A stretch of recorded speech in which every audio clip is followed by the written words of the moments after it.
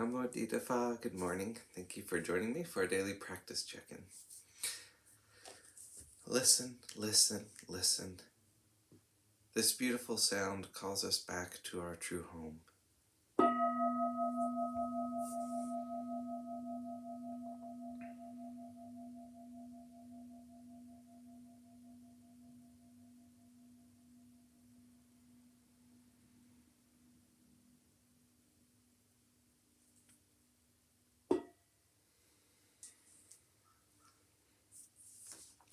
The second mindfulness training. Aware of the suffering caused by exploitation, social injustice, stealing, and oppression, I vow to cultivate loving kindness and learn ways to work for the well-being of people, animals, plants, and minerals.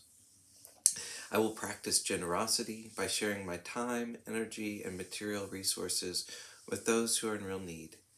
I'm determined not to steal and not to possess anything that should belong to others. I will respect the property of others, but I will prevent others from profiting from human suffering or the suffering of other species on earth.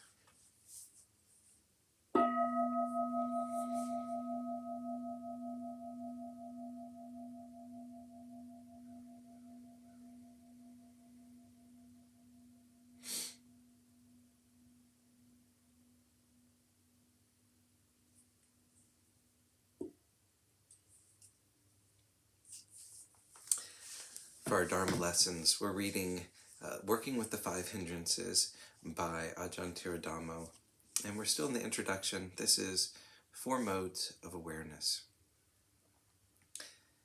In the development of mindfulness, we are instructed to be aware of the hindrances in 4 modes: knowing them, knowing how they arise, knowing how they cease, and knowing what prevents their arising in the future. The first level of development is to be aware of them.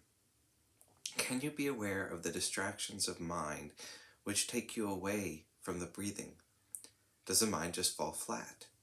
You take up the breathing and then you drift off it, or you're pulled away by a desiring thought, or there is some ill will or aversion.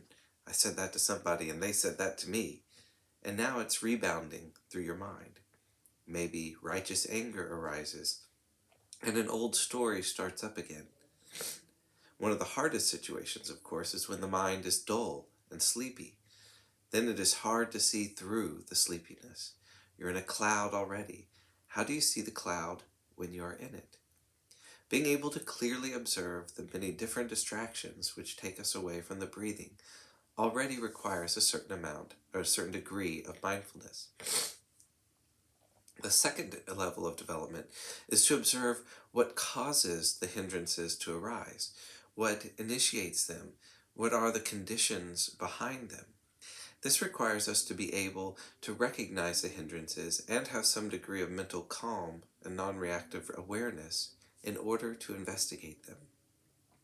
The hindrances have different nuances and degrees of intensity.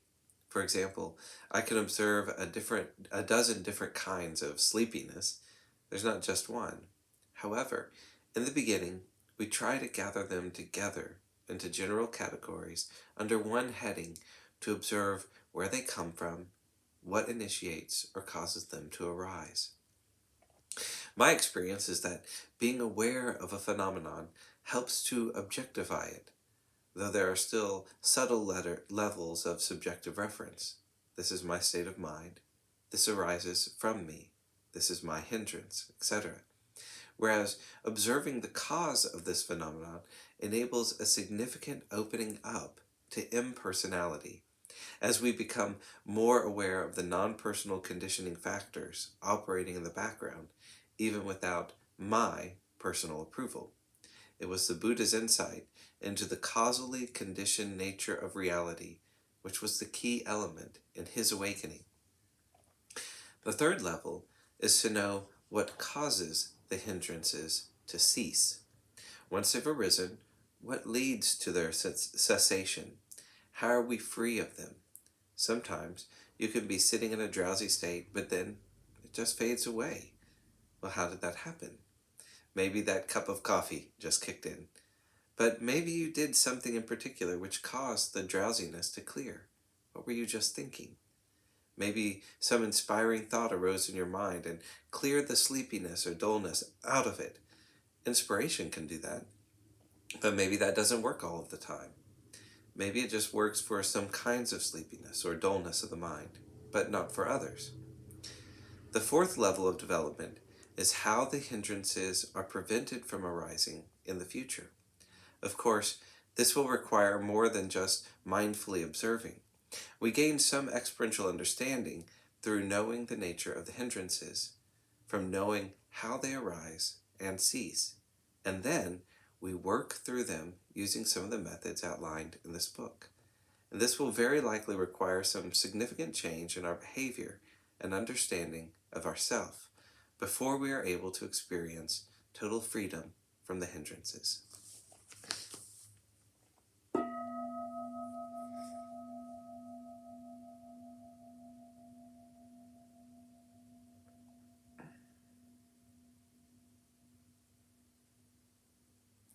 May all beings be well. May all beings be happy. May all beings be peaceful. Sadhu, sadhu, sadhu. Thank you for joining me this morning.